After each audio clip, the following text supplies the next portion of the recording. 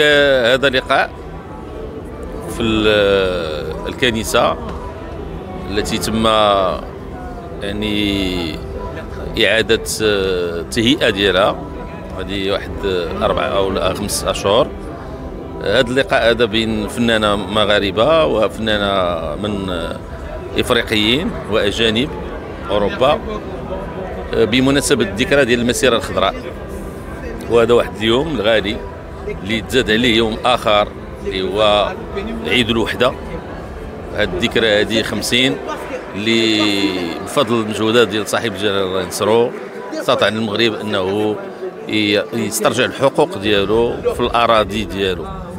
إذا هذا تعبير بالألوان عن واحد الفرحة اللي هي كبيرة، واللي نتمنى إن شاء الله غتكون بداية ديال واحد التقدم وازدهار اقتصادي في المناطق ديالنا لا الجنوبية في الصحراء المغربية أو في المغرب بكل جهاته وأقاليمه. وأنا لي اليقين أن إن شاء الله الخير في المستقبل.